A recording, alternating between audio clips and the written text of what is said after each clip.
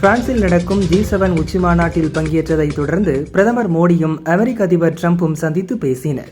வர்த்தகம், பாதுகாப்பு, மேற்காசிய விவகாரம் தொடர்பாக இரு தலைவர்களும் ஆலோசனை நடத்தினர்.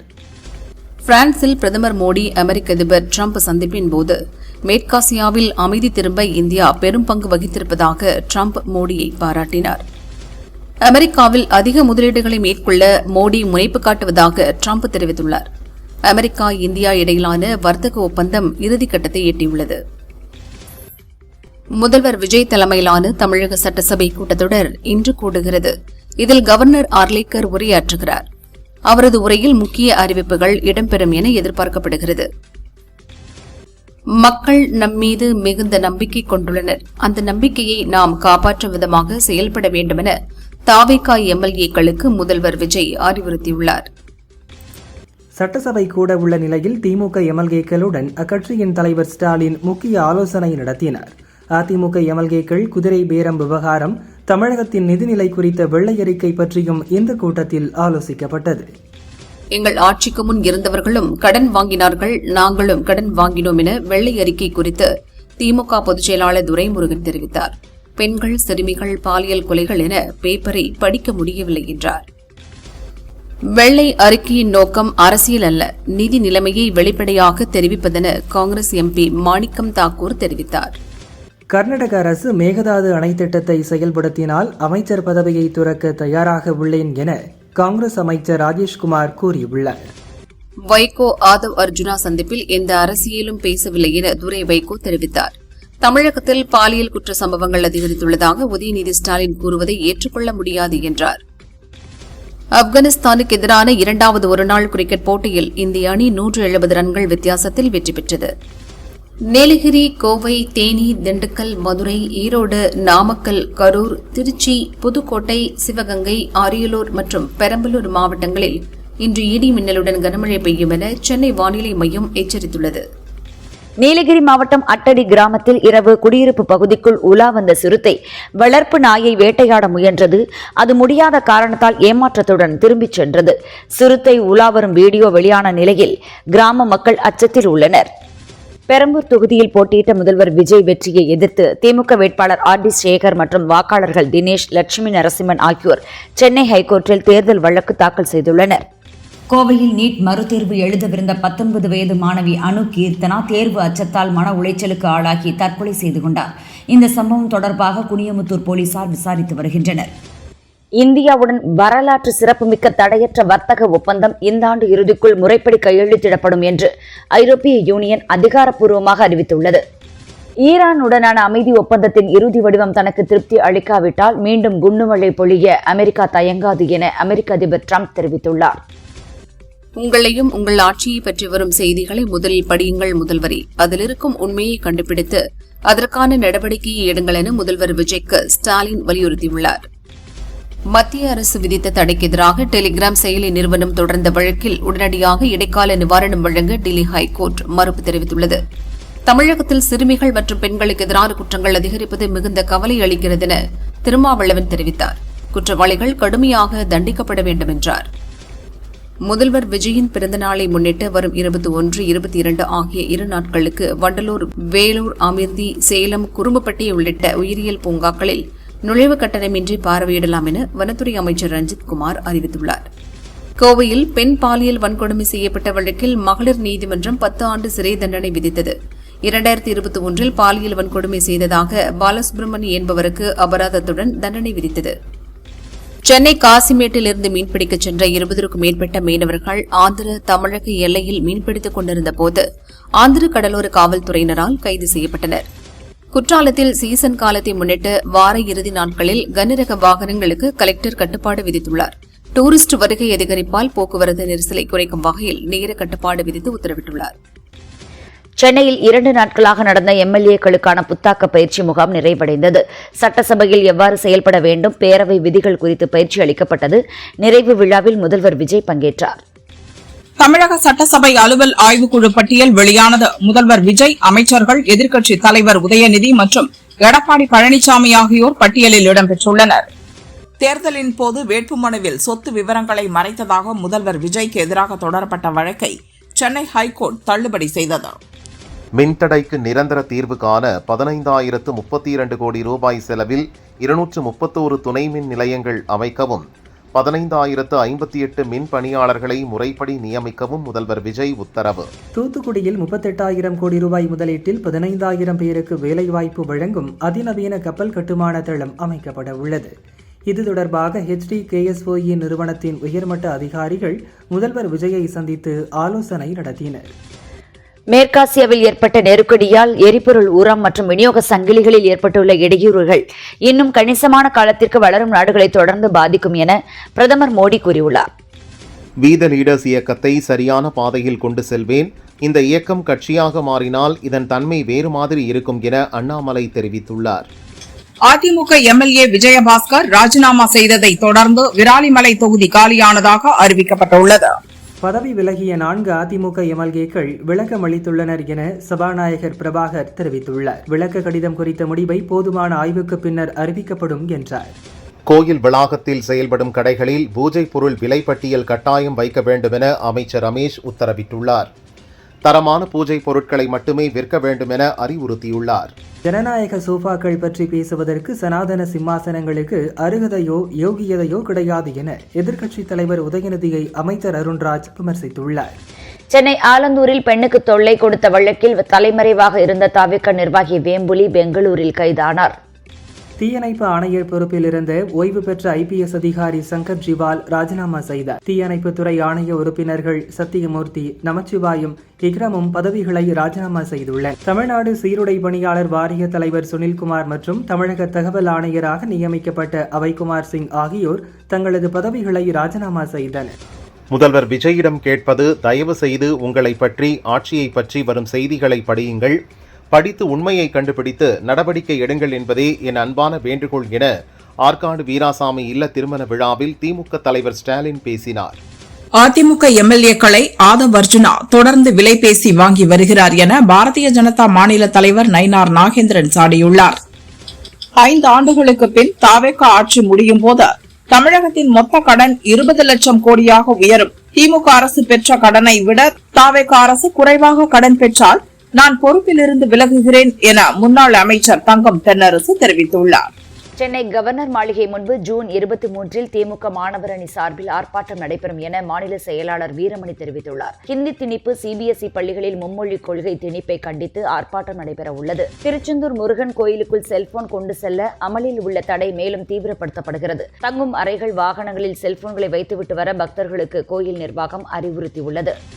இந்த ஆட்சி எதை கொள்முதல் செய்கிறதோ இல்லையோ அடுத்த கட்சி ஆட்சிகளையும் அடுத்த கட்சி MLAக்களையும் தொடர்ச்சியாக கொள்முதல் செய்வதாக உதயநிதி பேசினார்.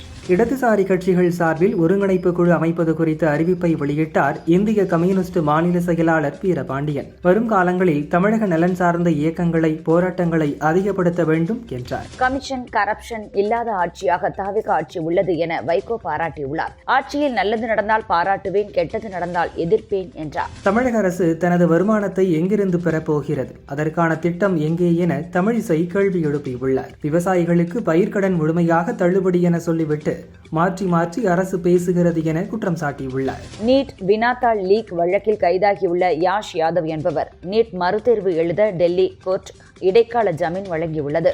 வினாத்தாள் கசிவை நிறுத்த மோடி அரசின் புதிய தந்திரம்தான் டெலிகிராம் தடை. அதாவது திருடனை பிடிப்பதற்கு பதிலாக பாதிக்கப்பட்டவரின் கதவில் பூட்டு போடுவதுதான் அந்த தந்திரம் என காங்கிரஸ் MP ராகுல் விமர்சித்துள்ளார். தமிழகத்தில் விரைவில் அரசு பேருந்து கட்டணம் உயர்த்தப்பட உள்ளதாக சோசியல் மீடியாவில் தகவல் பரவிய நிலையில் பேருந்து கட்டணத்தை உயர்த்துவது தொடர்பாக எந்த கொள்கை முடிவும் எடுக்கப்படவில்லை என போக்குவரத்து துறை விளக்கம் அளித்துள்ளது. போதைப் பொருள் கடத்தல், சட்டவிரோத பணப்பரிமாற்றத்தை தடுக்க G7 நாடுகளின் உச்சி மாநாட்டில் பிரகடனம் வெளியிடப்பட்டது. போதைப் பொருள் கடத்தல் உலக நாடுகளின் பாதுகாப்பு, பொருளாதார வளர்ச்சிக்கு அச்சுறுத்தலாக உள்ளதாக தீர்மானம் நிறைவேற்றப்பட்டுள்ளது. தாவேகா நல்ல கட்சி என்றால் தேர்தலுக்கு முன்பே சேர்ந்திருக்க வேண்டாமா? ஏன் தேர்தலுக்கு பின்பு தாவேகாவில் சேருகிறீர்கள் என அதிமுகவில் இருந்து விலகிய விஜயபாஸ்கரை கண்டித்து முன்னாள் அமைச்சர் உதயகுமார் கேள்வி எழுப்பியுள்ளார். கண் துடைப்புக்காகவே சிங்கப்பெண் அதிரடிப்படை உருவாக்கப்பட்டுள்ளது. இப்படையில் உள்ள காவலருக்கு பாலியல் சீண்டல் நடக்கிறது. தாவேகாவின் 1 மாத ஆட்சியில் மரபுகள், சட்டங்கள் மதிக்கப்படவில்லை என முன்னாள் அமைச்சர் கீதா ஜீவன் கூறினார். தேர்தல் தோல்வியை தொடர்ந்து தமிழகத்தில் புதிய மாநில தலைவரை நியமிக்க பாரதிய ஜனதா தலைமை முடிவெடுத்துள்ளது. நயினார் நாகேந்திரன் கேரள கவர்னராக நியமிக்கப்படலாம் என கூறப்படுகிறது. ஒப்பந்ததாரர் தேர்வில் வெளிப்படைத்தன்மையை உறுதி செய்ய 100% ஆன்லைன் மூலம் நடத்தப்படும் என பொதுப்பணித்துறை அரசாணை வெளியிட்டுள்ளது. மதிமுக பொதுக்குழு முடிவுக்கு பின் கட்சியில் இருக்கும் அதிருப்தியாளர்களை திமுக பக்கம் இழுக்க ஸ்டாலின் ஸ்கெட்ச் போடுவதாக தகவல் வெளியாகியுள்ளது. சமூக நீதித்துறை அமைச்சராக வன்னியரசு நியமிக்கப்பட்ட நிலையில் போக்குவரத்து அல்லது உயர்கல்வி போன்ற துறை வேண்டுமென விசிக வலியுறுத்துவதாக கூறப்படுகிறது. புதுச்சேரி கவர்னர் மாளிகையில் என்ஆர் காங்கிரஸைச் சேர்ந்த சிவக்கொழுந்து, ராஜவேலு மற்றும் பாரதிய ஜனதாவைச் சேர்ந்த ராஜசேகர் ஆகியோர் அமைச்சர்களாக பதவியேற்றனர். தமிழக நிதிநிலையை அறியாமல் தேர்தல் நேரத்தில் தாவேக வாக்குறுதிகளை அள்ளி வீசியது. தற்போது அரசிடம் நிதி இல்லை என்பதை வெளிப்படுத்தவே வெள்ளை அறிக்கை வெளியிட்டுள்ளதாக முன்னாள் மத்திய அமைச்சர் பொன் ராதாகிருஷ்ணன் குற்றம் சாட்டினார். சுயநலத்துக்காகவும் வழக்குகளில் இருந்து தப்பிக்கவும் வேறு கட்சியில் சேர விஜயபாஸ்கர் முடிவெடுத்து விட்டார். அதிமுகவுக்கு வந்தபின் அவர் சேர்த்த சொத்துக்களை கட்சிக்கு எழுதி வைப்பாரா என முன்னாள் அமைச்சர் உதயகுமார் கேள்வி எழுப்பியுள்ளார். கடலூர் மாவட்டம் பரங்கிப்பேட்டையில் ஹைட்ரோ கார்பன் திட்டத்திற்கு தமிழக அரசு அனுமதி வழங்கக்கூடாது, அதையும் மீறி திட்டம் நிறைவேற்றப்பட்டால் மக்களை திரட்டி போராட்டம் நடத்தப்படும் என மனிதநேய ஜனநாயக கட்சி தலைவர் தமிமுன் அன்சாரி கூறினார். யாரையும் போன் செய்து இயக்கத்தில் இணைய அழைக்கவில்லை என்கிறார் அண்ணாமலை. என் அறைகூவலை ஏற்று இயக்கத்தில் சேர்ந்தவர்களுக்கு நன்றி என கூறியுள்ளார். அதிமுக சிதறாமல் இருப்பதுதான் தமிழக அரசியலுக்கு நல்லது. அதிமுகவின் உட்கட்சி விவகாரம் அதிர்ச்சியாகவும் கவலை அளிப்பதாகவும் திருமாவளவன் பேசினார். தாவேகவுக்கு வாக்களித்து விட்டோமே என்று மக்கள் வருத்தப்படுகிறார்கள். இந்த ஆட்சியை வீட்டுக்கு அனுப்பக்கூடிய நாள் வெகு தொலைவில் இல்லை. மீண்டும் திமுக ஆட்சி அமையும் என எதிர்க்கட்சித் தலைவர் உதயநிதி கூறினார். வெள்ளை அறிக்கை வெறும் நாடகமாக இருந்துவிடக்கூடாது. தமிழகத்தின் நிதி நிலைமையை மேம்படுத்தவும் கடனை குறைக்கவும் தாவேக அரசு என்ன செய்ய போகிறது என்பதை வரும் பட்ஜெட்டில் வெளிப்படையாக அறிவிக்க வேண்டும் என வானதி சீனிவாசன் கூறியுள்ளார். மதிமுக பொதுச் செயலாளர் வைகோ இன்று மதியம் 3 மணிக்கு தலைமைச் செயலகத்தில் தமிழக முதல்வர் விஜயை சந்தித்து பேசுகிறார். திருப்பூரில் காங்கிரஸ் கட்சியின் மாநில வர்த்தக அணி பொதுச் செயலாளர் தர்மதுரை தலைமையில் 20க்கும் மேற்பட்ட நிர்வாகிகள் அக்கட்சியில் இருந்து விலகி திருப்பூர் வடக்கு மாவட்ட பாரதிய ஜனதா தலைவர் சீனிவாசன் முன்னிலையில் பாரதிய ஜனதாவில் இணைந்தனர். கோவை மாநகராட்சி கூட்டத்தில் முதல்வர் விஜய் படம் வைக்கப்பட்டதற்கு எதிர்ப்பு தெரிவித்த ஸ்டாலின் மற்றும் காமராஜர் படங்களையும் வைக்க கோரி திமுக காங்கிரஸ் கவுன்சிலர்கள் வாக்குவாதத்தில் ஈடுபட்டதால் பரபரப்பு ஏற்பட்டது. தாவேக அரசு வெளியிட்டது வெள்ளை அறிக்கை அல்ல, ஏற்கனவே எல்லோராலும் அடித்து துவைத்து வெளுத்து போன அறிக்கையே. எதிர்காலத்தில் வரிகளையும் கட்டணங்களையும் தாவேக அரசு உயர்த்திவிடுமோ என்ற அச்சம் மக்கள் மத்தியில் ஏற்பட்டுள்ளதாக தினகரன் கூறியுள்ளார். தாவேக அரசின் வெள்ளை அறிக்கையில் உள்ள விவரங்கள் எந்த வகையிலும் வியப்பளிக்கவில்லை. தமிழகத்தின் நிதி நிலையை மேம்படுத்தவும் வாக்குறுதிகளை நிறைவேற்றவும் அரசு வைத்துள்ள திட்டங்களை அறிவிக்க வேண்டும் என பாமக தலைவர் அன்புமணி வலியுறுத்தியுள்ளார். 10 ஆண்டுகளுக்கான வெள்ளை அறிக்கையை ஏன் வெளியிடவில்லை? யாரை காப்பாற்றுவதற்காக 5 ஆண்டுகளுக்கான அறிக்கையை மட்டும் வெளியிட்டீர்கள் என தாவேக அரசுக்கு முன்னாள் அமைச்சர் தங்கம் தென்னரசு கேள்வி எழுப்பியுள்ளார். இடதுசாரி அரசியலை தமிழகத்தில் முன்னெடுத்துச் செல்ல 3 கட்சிகள் இணைந்து செயல்பட முடிவு செய்ததாக மார்க்சிஸ்ட் கம்யூனிஸ்ட் மாநில செயலாளர் சண்முகம் தெரிவித்துள்ளார். உழைக்கும் மக்களின் உயிரோட்டமான கோரிக்கைகளை மக்கள் மத்தியில் எடுத்துச் செல்ல ஒருங்கிணைப்பு குழு அவசியம் என்றார். தாவேக தேர்தல் வாக்குறுதிகளை நிறைவேற்ற இயலாததால் திமுக அரசின் மீது பழி சுமத்தி தப்பிக்க முயற்சிக்கிறது என முன்னாள் அமைச்சர் தங்கம் தென்னரசு சாடியுள்ளார். தாவேக அரசின் வெள்ளை அறிக்கையில் பிரச்சனைகள் குறித்த பகிர்வுகள் அதிகம் இருந்ததே தவிர அதற்கான தீர்வுகள் இல்லை. நிதி கூட்டாட்சியை சிதைக்கும் மத்திய அரசுக்கு எதிராக மக்கள் கருத்தை திரட்ட வேண்டும் என்று மார்க்சிஸ்ட் கம்யூனிஸ்ட் மாநில செயலாளர் சண்முகம் வலியுறுத்தியுள்ளார். சென்னை தலைமைச் செயலகத்தில் போக்குவரத்து துறையின் செயல்பாடுகள் மற்றும் செயல்படுத்தப்பட உள்ள திட்டங்கள் குறித்து முதல்வர் விஜய் ஆலோசனை நடத்தினார். இந்த கூட்டத்தில் அமைச்சர் தமிழன் பார்த்திபன், போக்குவரத்து துறை அதிகாரிகள் பங்கேற்றனர். பார்லிமெண்டில் தான் ஆற்றிய உரைகள் அடங்கிய புத்தகத்தை ஆகஸ்ட் 4 டெல்லியில் வெளியிட உள்ளதாகவும் அந்த புத்தகத்தை துணை ஜனாதிபதி CP ராதாகிருஷ்ணன் வெளியிட முதல்வர் விஜய் பெற்றுக்கொள்ள ஏற்பாடுகள் நடைபெறுவதாகவும் மதிமுக பொதுச் செயலாளர் வைகோ தெரிவித்துள்ளார். நடிகர் ரஜினியை சந்தித்தது எந்தவிதமான அரசியல் நோக்கமும் கிடையாது. ரஜினியுடனான சந்திப்பிற்கும் அண்ணாமலை போஸ்டருக்கும் சம்பந்தமில்லை என நயினார் நாகேந்திரன் தெரிவித்தார். திமுகவை விமர்சிப்பதை கட்சியினர் தவிர்க்க வேண்டும் என இந்திய யூனியன் முஸ்லீம் லீக் கட்சியின் தேசிய தலைவர் காதர் மொய்தீன் வேண்டுகோள் விடுத்துள்ளார். ஜனாதிபதி ஆட்சி வந்துவிடக் கூடாது என்ற நோக்கில் தாவேகா ஆட்சி அமைய துணை நின்றோம். அதற்காக திமுகவை கடுமையாக விமர்சிப்பது என் மனதை வேதனையடைய செய்கிறது என்றார். ரீல்ஸ் எடுக்கிறவங்க, ஷூட்டிங் எடுக்கிறவங்க, நிஜத்தை அறியாதவர்கள், நடித்தே பழக்கப்பட்டவர்கள் எந்த அளவுக்கு தமிழகத்தை கொண்டு போக போகிறார்கள் என தெரியவில்லை என முன்னாள் அமைச்சர் கீதா ஜீவன் முதல்வர் விஜயை மறைமுகமாக சாடியுள்ளார். தமிழகத்தில் ஜூலை மாதம் முதல் மின்கட்டணம் உயர்த்தப்படுவதாக வெளிவரும் தகவல்கள் அதிர்ச்சி அளிக்கின்றன. மின்கட்டண உயர்வு மாநிலத்தின் பொருளாதார வளர்ச்சியை பாதிக்கும் என்பதால் இந்த முடிவை தமிழக அரசு கைவிட வேண்டும் என்று பாமக நிறுவனர் ராமதாஸ் வலியுறுத்தியுள்ளார். திருடனை பிடிப்பதற்கு பதில் பாதிக்கப்பட்ட வீட்டை பூட்டுவதா? டெலிகிராம் தடைதான் நீட் வினாத்தாள் கசிவை தடுக்க மத்திய அரசின் தீர்வா? நாடகங்களை நிறுத்திவிட்டு மாஃபியா கும்பல் மீது நடவடிக்கை எடுங்கள் என காங்கிரஸ் எம்பி ராகுல் தெரிவித்துள்ளார். பெண் குழந்தை மேல் கை வைப்பவர்களை 2 மாதத்திற்குள் தூக்கில் ஏற்ற வேண்டும். குற்றச்சாட்டு நிரூபிக்கப்பட்ட அடுத்த நொடி மரண தண்டனை கொடுக்க வேண்டும் என பாமக எம்எல்ஏ சௌமியா அன்புமணி வலியுறுத்தியுள்ளார். அப்போது ஆட்சியில் இருந்த திமுக தான் விளக்கமளிக்க வேண்டும். இதில் நான் கருத்து சொல்ல எதுவும் இல்லை என அரசு திட்டங்களை விட வட்டிக்கு அதிக பணம் செலவழித்திருப்பதாக நிதியமைச்சர் மரிய வில்சன் பேசியது குறித்த கேள்விக்கு திருமாவளவன் பதிலளித்தார். நிதிநிலையை மேம்படுத்தவும் வாக்குறுதிகளை நிறைவேற்றும் அரசின் செயல் திட்டம் என்ன என அன்புமணி கேள்வி எழுப்பியுள்ளார். ரூபாய் 3 லட்சம் கோடி கடன் வாங்குவது சாத்தியமா என வெள்ளை அறிக்கையை சுட்டிக்காட்டி அன்புமணி கூறியுள்ளார்.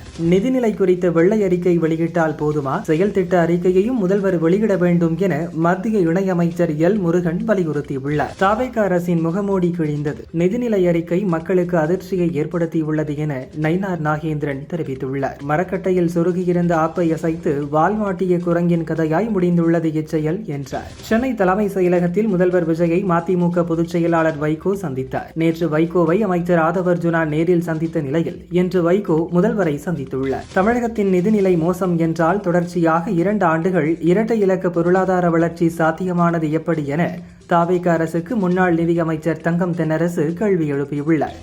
கிருஷ்ணகிரி மாவட்டம் கேஆர்பி அணையிலிருந்து வினாடிக்கு 1000 கன அடி நீர் வெளியேற்றப்படுவதால் தென்பெண்ணை ஆற்றின் கரையோர மக்களுக்கு வெள்ள அபாய எச்சரிக்கை விடுக்கப்பட்டுள்ளது.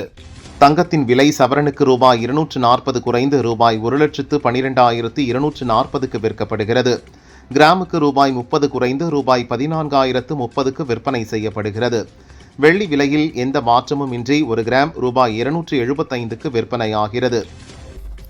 தமிழகத்தின் 184 ஆண்டுகள் பழமையான சென்னை பச்சையப்பன் கல்லூரிக்கு இருபாலர் அந்தஸ்து வழங்கி தமிழக அரசு அரசாணை வெளியிட்டுள்ளது. திருவள்ளூர் அருகே அடிக்கடி மின்வெட்டு ஏற்படுவதை கண்டித்து அரக்கோணம் பூந்தமல்லி நெடுஞ்சாலையில் பொதுமக்கள் மறியலில் ஈடுபட்டனர். இதன் காரணமாக போக்குவரத்து பாதிக்கப்பட்டது. நீட் மறுதேர்வு ஜூன் 21ஆம் தேதி நடக்கவுள்ள நிலையில் முறைகேடுகளை தவிர்க்க திருநெல்வேலி ஆயுதப்படை மைதானத்திற்கு ஹெலிகாப்டர் மூலம் வினாத்தாள் எடுத்து வரப்பட்டது. சென்னை விமான நிலையத்திலிருந்து இயக்கப்படும் சர்வதேச மற்றும் உள்நாட்டு விமானங்களின் சேவைகளை ஏர் இந்தியா உள்ளிட்ட சில விமான நிறுவனங்கள் குறைத்துள்ளது. பல விமானங்கள் ரத்து செய்யப்பட்டதால் பயணிகள் கடும் அவதியடைந்தனர். திருப்பூர் பூச்சக்காடு பகுதியில் போதையில் சில இளைஞர்கள் மற்றொரு இளைஞரை தாக்கும் வீடியோ காட்சி வெளியாகியுள்ளது. அவர்கள் மீது போலீசார் நடவடிக்கை எடுக்க வேண்டும் என பொதுமக்கள் கோரிக்கை விடுத்துள்ளனர். கோவை மாவட்டம் மேட்டுப்பாளையம் அருகே செயல்படாத தொழிற்சாலை வளாகத்தில் உள்ள பாழடைந்த கிணற்றில் சாக்குப்பையில் கை கால் கட்டப்பட்ட நிலையில் பெண் சடலம் மீட்கப்பட்டது. சம்பவம் குறித்து சிறுமுகை போலீசார் விசாரித்து வருகின்றனர். கிருஷ்ணகிரி மாவட்டம் ஹோசூர் பாரதியார் நகர் அரசு பள்ளி வளாகத்திற்குள் கிரிக்கெட் விளையாடிய அப்பகுதி இளைஞர்களை பள்ளியின் தலைமை ஆசிரியர் கிருஷ்ணமூர்த்தி கண்டித்துள்ளார். இந்த ஆத்திரத்தில் அவரின் பைக்கை சேதப்படுத்தி மிரட்டல் விடுத்துச் சென்ற சிசிடிவி காட்சி வெளியாகியுள்ளது. விழுப்புரம் மாவட்டத்தில் பெண்கள் மற்றும் குழந்தைகளுக்கு எதிராக குற்றச்சம்பவங்களில் ஈடுபடுவோர் மீதும் போதைப்பொருள் விற்போர் மீதும் கடும் நடவடிக்கை எடுக்கப்படும் என புதிதாக பொறுப்பேற்ற மாவட்ட எஸ்பி மதிவாணன் தெரிவித்தார். குலசேகரன்பட்டினம் முத்தாராமன் கோயிலில் தசரா விழாவின் போது சினிமா பாடலுக்கு நடனம் ஆடுவதற்கு தடை விதிக்கப்பட்டுள்ளது. மதுரை ஆரப்பாளையம் பகுதியில் 1200 கிலோ கெட்டுப்போன ஆட்டு இறைச்சி பறிமுதல் செய்யப்பட்டது. ஆட்டின் எடையை அதிகரிக்க ஊசி மூலம் தண்ணீர் ஏற்றப்பட்டது தெரியவந்ததால் அதிகாரிகள் அதிர்ச்சி. திருச்செந்தூர் கடலில் ஆபத்தான ஜெல்லி மீன்கள் கரை ஒதுங்கும் நிலையில் மீன்வளத்துறை அதிகாரிகள் இன்று நேரில் ஆய்வு செய்தனர். கொடைக்கானலில் ஆனமலை புலிகள் காப்பக வனப்பகுதியில் உள்ள தனியார் விடுதிகளில் எந்தவிதமான கேம்ப் ஃபயர் இசை நிகழ்ச்சிகளும் நடத்தக்கூடாது என மதுரை ஹைகோர்ட் கிளை உத்தரவிட்டுள்ளது. திருநெல்வேலி வண்ணார்பேட்டை தனியார் ஹாஸ்பிட்டலில் பெண்ணுக்கு பாலியல் தொந்தரவு கொடுத்த பாஸ்கர் என்பவரை சிங்கப்பெண் அதிரடிப்படையினர் உடனடியாக கைது செய்து சிறையில் அடைத்தனர். கும்மிடிப்பூண்டியிலிருந்து சென்னை நோக்கி செல்லும் தடத்தில் மின்கம்பியில் ஏற்பட்ட பிரச்சினை காரணமாக ரயில் சேவை பாதிக்கப்பட்டது. இதனால் பயணிகள் அவதிக்குள்ளாகினர். ஒடிசா மற்றும் சென்னையிலிருந்து கஞ்சாவை கடத்தி வந்து திருவாரூர், திருத்துறைப்பூண்டி பகுதிகளில் விற்பனை செய்த 8 பேரை போலீசார் கைது செய்தனர். அவர்களிடமிருந்து 38 கிலோ கஞ்சா, பைக், செல்போன் ஆகியவை பறிமுதல் செய்யப்பட்டது. நாமக்கல் பண்ணைகளில் முட்டை கொள்முதல் விலை 5 காசு உயர்ந்து ரூபாய் 6.45 நிர்ணயம் செய்து விற்பனையாகிறது. 2025 டிசம்பர் 23ஆம் தேதி ஒரு முட்டை ரூபாய் 6.40க்கு விற்ற நிலையில் புதிய உச்சமாக ரூபாய் 6.45 தொட்டது. விலை கோழிப்பண்ணை வரலாற்றில் இல்லாத வகையில் அதிகபட்ச விலையாக 6.45 நிர்ணயம் செய்யப்பட்டுள்ளது. சென்னை விமான நிலைய வளாகத்தில் கார்கோ பிரிவு பகுதியில் கேட்பாரற்று கிடந்த பார்சலில் 5 கோடி ரூபாய் மதிப்பிலான கிறிஸ்டல் மெத்தபெட்டமைன் என்ற போதைப் பொருள் இருந்தது. அதனை பறிமுதல் செய்த அதிகாரிகள் இது தொடர்பாக விசாரணையை தொடங்கியுள்ளனர். மானாமதுரையில் விசாரணையின் போது உயிரிழந்த ஆகாஷ் டெலிசன் உடல் 101 நாட்களுக்கு பின் இன்று தகனம் செய்யப்பட்டது. இதுவரை குற்றவாளிகளை கைது செய்யாததால் ஆகாஷ் உறவினர்கள் போராட்டத்தில் குதித்தனர். நடிகை கௌதமி அளித்த புகாரை தொடர்ந்து அழகப்பன் வீடு மற்றும் அவரது குடும்பத்தினருக்கு சொந்தமான இடங்களில் அமலாக்கத்துறை சோதனை செய்து வருகிறது. சென்னை, மதுரையில் 6 இடங்களில் சோதனை நடந்தது. ஹோசூர் சூளகிரி அருகே வீட்டில் தனியாக இருந்த மனநலம் பாதிக்கப்பட்ட இளம்பெண்ணுக்கு பாலியல் தொந்தரவு கொடுத்த தனியார் கம்பெனி ஊழியர் முருகன் என்பவர் கைது செய்யப்பட்டார். சூளகிரி போலீசார் அவரிடம் தீவிர விசாரணை மேற்கொண்டு வருகின்றனர். உலக நாடுகளிடையே கூட்டாண்மை பலப்பட நம்பிக்கை மிக அவசியம் என G7 மாநாட்டில் பிரதமர் மோடி பேசினார். G7 மாநாட்டில் பங்கேற்கும் மோடி மரியாதை நிமித்தமாக ட்ரம்பை சந்தித்து ஆலோசனை நடத்தவுள்ளார். இந்திய நேரப்படி இன்று மாலை 6:15 மணிக்கு சந்திப்பு நடக்கவுள்ளது. உத்தவ் தாக்கரே தலைமையிலான சிவசேனா கட்சியின் சில எம்பிக்கள் ஏக்நாத் ஷிண்டேவின் மகனும் சிவசேனா எம்பியுமான ஸ்ரீகாந்த் ஷிண்டேவை டெல்லி இல்லத்தில் இன்று சந்திக்க இருப்பதாக தகவல் வெளியாகியுள்ளது. சபரிமலை கோயில் தங்க மேற்கூரையில் படிந்துள்ள கரை குறித்து தேவசம் போர்டு அதிகாரிகள் விசாரணை மேற்கொண்டுள்ளனர். கூரையில் திராவகம் படிந்தது போல் இருந்ததால் பக்தர்கள் அதிர்ச்சி அடைந்துள்ளனர். நீட் வினாத்தாள் கசிவு விவகாரத்தில் டெலிகிராம் செயலிக்கு மத்திய அரசு விதித்த தற்காலிக தடையை எதிர்த்து டெல்லி ஹைகோர்ட்டில் டெலிகிராம் நிறுவனம் வழக்கு தொடர்ந்துள்ளது. வினாத்தாள் கசிவை தடுக்கும் எண்ணம் மோடி அரசுக்கு இல்லை. ராணுவ கப்பல்கள் மூலம் வினாத்தாள்களை கொண்டு செல்வது, டெலிகிராமை முடக்குவது போன்ற நடவடிக்கைகள் வினாத்தாள் கசிவை நிறுத்துமா? நிச்சயமாக இல்லை என அரவிந்த் கெஜ்ரிவால் தெரிவித்துள்ளார். ஆனி மாதம் முதல் செவ்வாய்க்கிழமையை முன்னிட்டு காஞ்சிபுரம் குமரக்கோட்டம் முருகன் கோயிலில் வெள்ளித்தேர் உற்சவம் நடந்தது. தேனியில் பிரசித்தி பெற்ற கௌமாரியம்மன் கோயில் வைகாசி திருவிழாவை முன்னிட்டு புஷ்ப பல்லாக்கு வீதி உலா நடைபெற்றது.